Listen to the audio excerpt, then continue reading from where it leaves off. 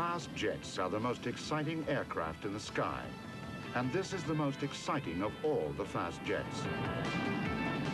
Popularly called the Blackbird, the Lockheed SR-71 was at one time a top-secret reconnaissance aircraft which flew so fast and so high that nobody could shoot it down. First flown in December 1964, it served the U.S. Air Force until the end of 1989. With a shape like nothing else in the sky, it could cover a mile in just over a second and a half. Flying at heights of up to 16 miles above the ground, a single SR could photograph 80,000 square miles of territory in an hour, probably without anyone on the ground knowing it was being done.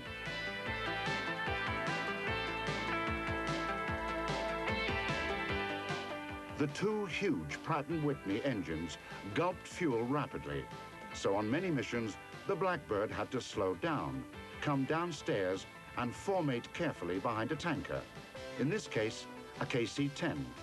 It had to be a special tanker, carrying special fuel, called JP-7.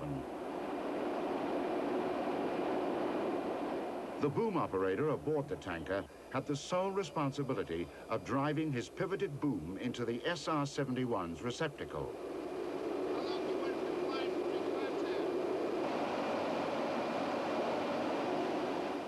How much fuel? We'd like 12,000 gallons, please, and you might wipe our heat-resistant, bird-proof windshields.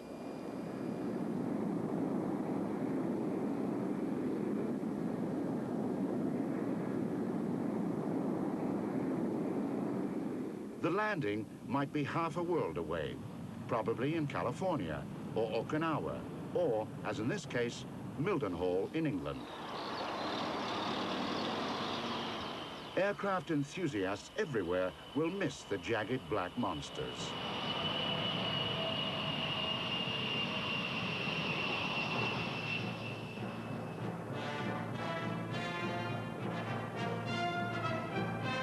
Another world beater that has been around a long time is the General Dynamics F-111, popularly called the Aardvark because of its long nose.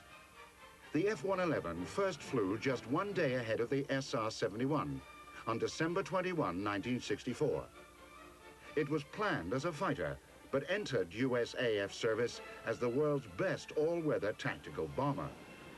Even today, this F-111F, taxiing out from its bomb-proof shelter at Lakenheath, England, can fly precision attack missions over long ranges in all weather that few other aircraft could accomplish. The 111 was the first aircraft in service with pivoted swing wings. These are spread out to a wide span for a heavily laden takeoff. Long flames from the TF-30 engines thrust it down the runway, and when throttled back, provide economical propulsion for anything up to 2,900 miles. In this aircraft, pilot and navigator sit side by side. The right-seater manages a mass of electronic displays and navigation, weapon, and electronic warfare controls, leaving the pilot to drive the 50 tons of supersonic metal. This F version has a PaveTac pod recessed into its belly to provide infrared pictures of the ground and accurate laser ranging to the target. The PaveTac screen looks the same day or night, or even in fog, so the bomb can always be put on the target.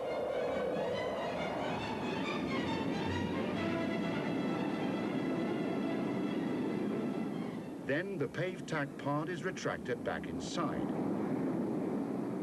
Its laser can illuminate targets for the Paveway missiles carried under the wings. These are really laser-guided bombs with pinpoint accuracy.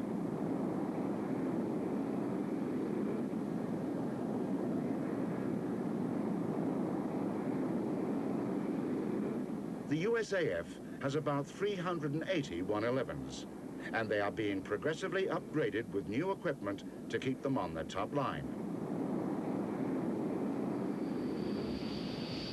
One of the smallest of the fast jets is the Jaguar, a neat little bird with stocky legs to give plenty of ground clearance even with huge tanks or bombs underneath. Britain and France collaborated to build 573 for various customers. These three are seen on takeoff from Lancashire on their delivery flight to Oman in the Persian Gulf.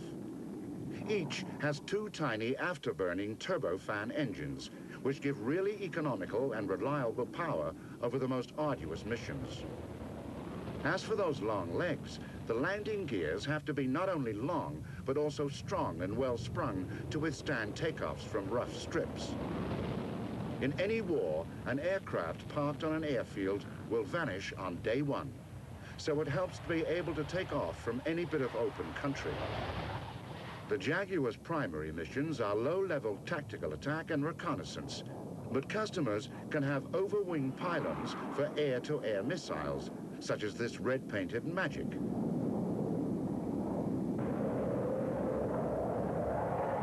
RAF Jaguars have done well in red flag exercises in the USA, proving to be very tough and elusive.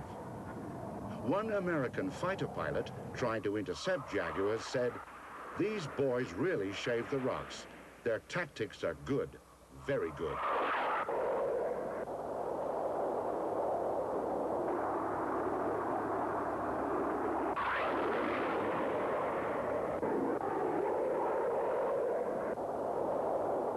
In the chisel-like nose is a laser for giving precise target range, which is vital in putting ordinary iron bombs accurately on the target, and the tiny Jaguar can carry nearly 5 tons of bombs.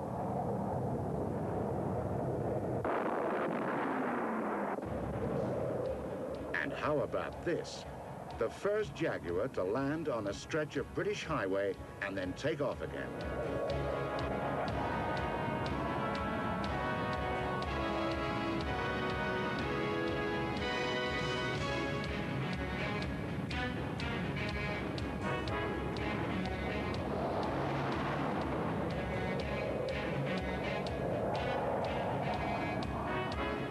RAF Jaguar pilots train in Welsh or Scottish valleys, keeping low.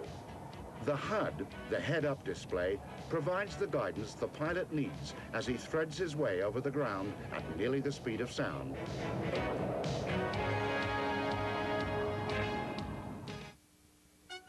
Fast Jets will return on Discovery Sunday. Wild About Wheels, Wednesdays at 8 Eastern on the Discovery Channel. Africa. See it come alive on a vacation where you'll come face to face with an unspoiled world of heart-stopping excitement. All you've ever dreamed, all you've ever wanted from a vacation is here, within reach. Heed the call of Africa. For a free brochure, call 1-800-2-SAFARI. You need two hands to count all the special rates and discounts on Allstate car insurance. For more than one car, pickup trucks, anti-lock brakes, airbags, good drivers, excellent drivers with Allstate home insurance, and retired drivers over 55. Pick up a phone and call an Allstate agent for details. For lots of ways to save, you're in good hands with Allstate. Allstate. 2 arch-rival breakfast cereals. Total. Kellogg's Just Right. Both high nutrition cereals. So what might make one better than the other? Just Right has vitamin B1. We have vitamin B1. Just Right has vitamin B2. B2. Just Right has iron. Oh, we have iron. Just Right has vitamin E. Oh, plenty of E. Just Right has vitamin B6. B6 here. Just Right has almonds. Just Right has sweet dates, plump raisins, plus 4 different tasty grains. Just Right has 2 out of 3 people preferring our taste, which means Just Right is just better. Kellogg's Just Right. It's the taste that makes it just better. In the independent J.D. Power & Associates initial quality survey, only one American car line ranks in the top 10. But then, quality has never been foreign to Buick. The world is watching Buick. Its quality standards have made inroads everywhere. Now there's the powerful new Regal 4-door sedan from Buick, the new symbol for quality in America and beyond. This fall, your television is a window to another world where anything is possible. Space travel, painless health care. See the future today with Beyond Tomorrow. Then, Meet the people who make the magic happen. Explore the amazing ideas of our world and see how insight becomes innovation with the world premiere of Invention. Tuesdays, beginning at 9 Eastern, only on the Discovery Channel.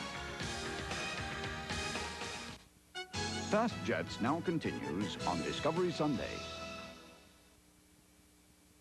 One of the few aircraft designed to be equally good at both the fighter and the attack mission, the McDonnell Douglas FA-18 Hornet has been sold to many countries, despite the fact that it was designed to fly from aircraft carriers.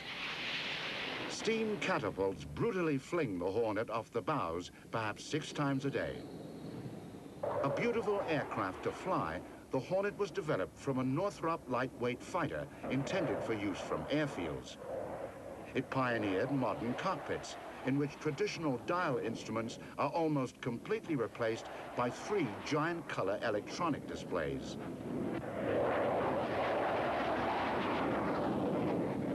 Above the nose is a 20mm gun, and external racks are provided for various weapons, including large radar-guided air-to-air missiles. The aircraft's radar is so good that although designed more than 10 years ago, it is being forcibly proposed by Germany for the European fighter aircraft for the next century. On top of all that, the Hornet is as agile as they come.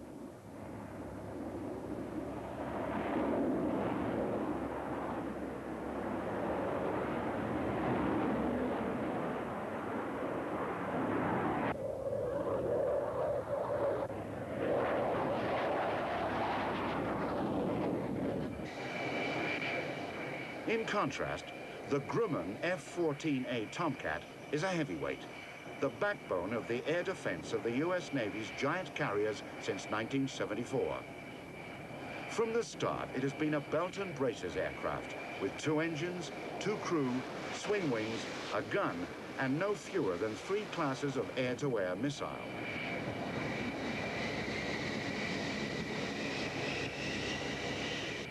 Powered by 2 TF-30 engines related to those of the F-111, the Tomcat suffered various problems. But today's F-14A Plus and F-14D with General Electric engines not only has greater reliability and safety, but considerably enhanced performance. F-14 pilots periodically go to Miramar or similar U.S. Navy stations where Top Gun instructors hone their skills to razor sharpness. The big F-14s are pitted against F-5, TA-4, Kfir, or F-16N opponents, which use every trick in the book to make life hard for the pupil crew, no matter what their rank or experience. Out on the range at China Lake or Point Mugu, the Tomcat can fire its huge Phoenix missiles, the West's only AAM able to intercept hostile targets from a range of over 100 miles. Each AIM-54 Phoenix costs over $1 million, but it's worth it if it means a kill every time, and from such a distance.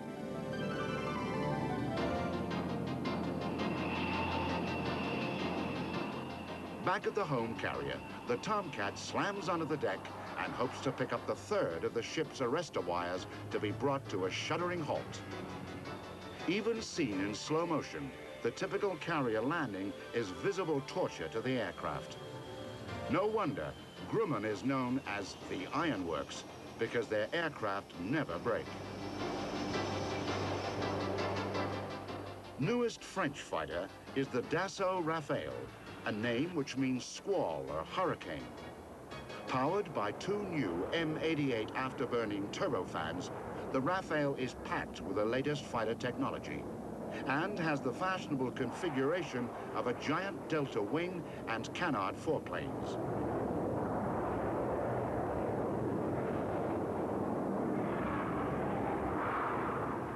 It is being developed in 2 forms, the Rafale D and Rafale M. The D will be a 2-seat multi-role land-based fighter, 250 of which are needed by the French Air Force. The M will be a single-seat carrier-based fighter, 86 of which are wanted by the French Navy.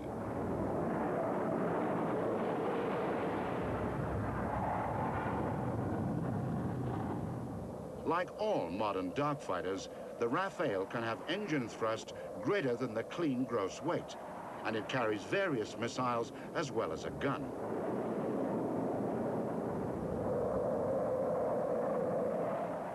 By March 1989, the prototype had made 92 practice approaches to French aircraft carriers, though, of course, with no arrestor hook, it could not land. But the French Navy may need to buy Hornets to tide them over until Rafales are available in late 1998.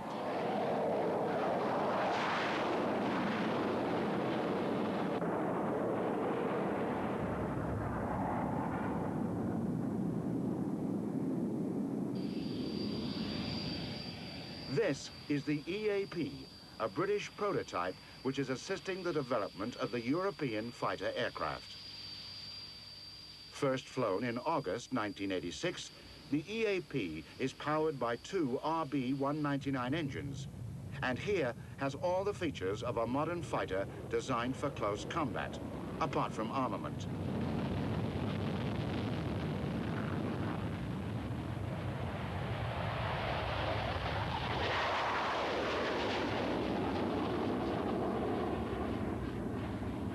Its huge wing, with an area of 560 square feet, combines with canards and brute engine thrust to give unsurpassed maneuverability, and also extremely short takeoff.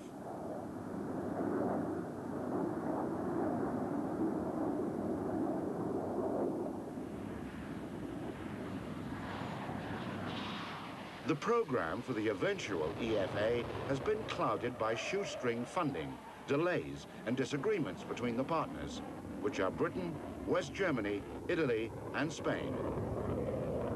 There is even a suggestion that the thaw in the Cold War may result in the project's cancellation. But EAP remains a vital research and training tool for use should EFA actually go ahead.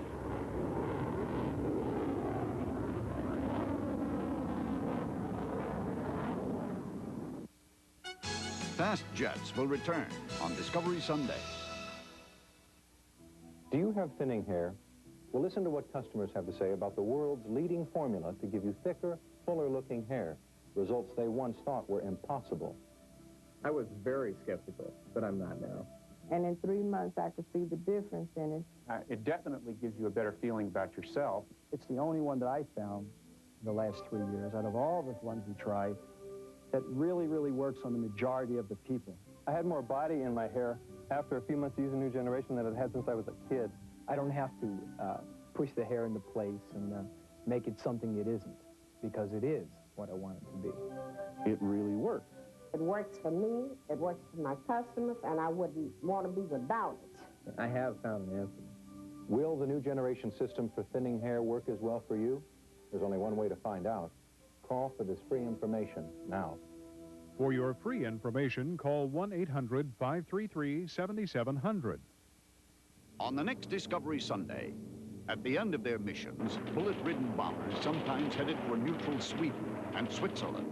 Were they desperate or deserters? Uncover World War II's secret controversy. Whispers in the air. Then, it was baseball's golden era, a time when giants like Ty Cobb and Babe Ruth walked the earth. Relive the glory of their times. Next Sunday, beginning at 9 Eastern, only on Discovery Sunday. CompuServe is the world's largest network of people with personal computers. CompuServe can turn your computer into a limitless source of information and resources that will simplify your work and enrich your life. It combines the power of your computer with the convenience of your telephone to bring you hundreds of online services, like a reference library and international news wires. It helps you decide on investments, make airline reservations, and shop the electronic mall. It connects you with other computer owners and offers games against opponents around the country. Just call 1-800-522-4477 for more information or to join CompuServe. Just call this number today and get a membership kit for only $39.95 with usage charges as low as 10 cents a minute. CompuServe, the only computer service with more than 500,000 members. Fast Jets now continues on Discovery Sunday. One program that was never troubled by arguments or indecision is the General Dynamics F-16 Fighting Falcon, of which more than 4,000 have been ordered. All over the Western world, if you asked a fighter pilot what he would like to fly, the chances are he would say F-16. You program the displays, open the throttle to the mighty engine, and simply leap into the sky.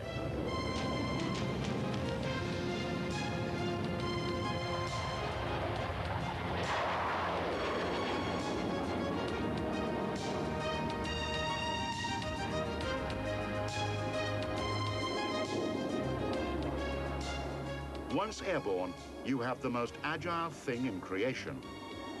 Lying back in a reclining seat under a canopy like a giant goldfish bowl, you can see everywhere. And if you really feel up to it, you can slam into a sustained 9G turn, something no Western fighter could do previously. The one shortcoming of the F-16 was the lack of a long-range missile, but that is rectified by the new AMRAAM now coming into service. The F-16 pilot merely sets up his HUD for the air-to-air mode and puts the Pipper, the aiming mark, on the target. Then he virtually cannot miss. Head-on, the F-16 has a mean shot-like look, and it's curtains for any of the bad guys who get such a view, because they'll never escape. The F-16 is also one of the world's best ground attack aircraft. Early versions could only fly this mission if the pilot could see the target. But since 1986, extra equipment called Lantern has allowed precision attacks to be made at night or in bad weather. The avionics warn the pilot not to make a turn towards high ground. They tell him to pull up when he gets too low. The pilot can even see an infrared image of targets as small as a tank.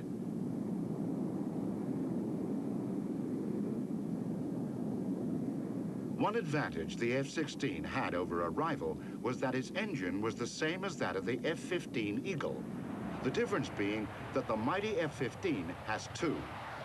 With 48,000 pounds of thrust, even the weighty Eagle fairly leaps into the sky. And if it is lightly loaded, it can climb straight up and stay that way until it is out of sight. But the F-15 was not designed just to thrill airshow crowds. It was originally designed in 1970 to beat the Soviet MiG-25 Foxbat, and since then, it has been undisputed king of the U.S. Air Force. Despite being a large aircraft, the F-15 is agile, and the nimble F-5 Tigers of the aggressor training schools find them very hard to beat, which is as it should be.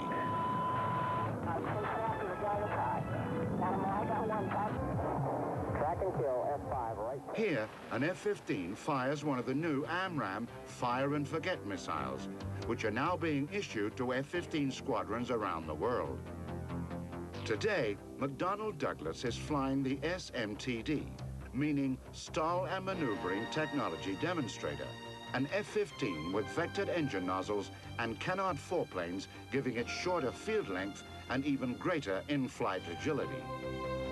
The F-15E two-seat all-weather attack fighter is another new version. The RAF's counterpart is the Tornado F-3, but this is a very different animal. The interceptor version of the Tornado multi-role attack aircraft. Instead of having huge and thirsty engines, the F-3 has quite small power plants, giving it the economy to fly from Britain to somewhere like Iceland if necessary, even in a blizzard or at night, to investigate unidentified air prowlers. Again, like the F-14 and the F-4, the crew sit one behind the other. The backseater manages 3 multi-function electronic displays, though the pilot also has a display on which he can see various pictures, the most notable created by the radar. The main armament comprises 4 big radar-guided missiles, either Sparrows or Sky Flashes, recessed under the Tornado's broad belly. With wings folded back, the Tornado can make a dash at Mach 2.2, but with them spread out to the maximum wingspan, the heavy aircraft can fly slowly and operate from very short airstrips.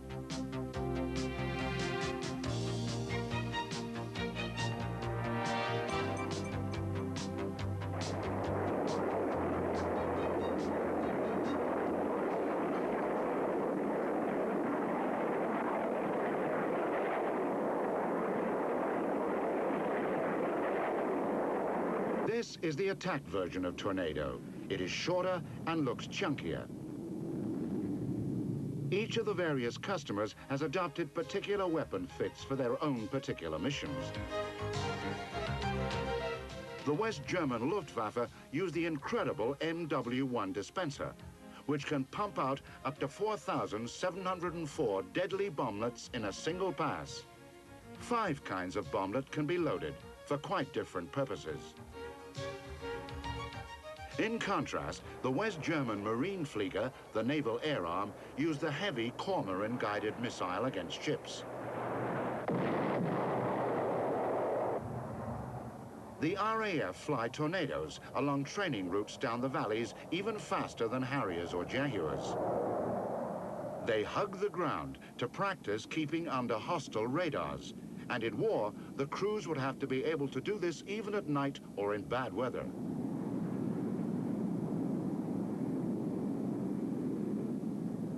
Thanks to its swing wings, which can be tucked in beside the body, Tornado gives its crews a much smoother ride at low level than any aircraft with fixed wings.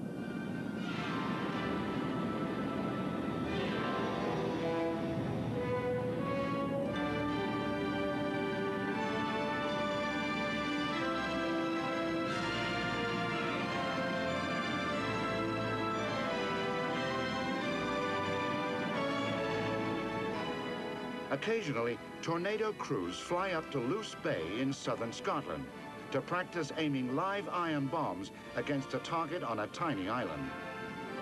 Usually, the bombs are 1,000-pounders, and almost always, the crew gets a direct hit. Today's fast jets are bad news for the opposition.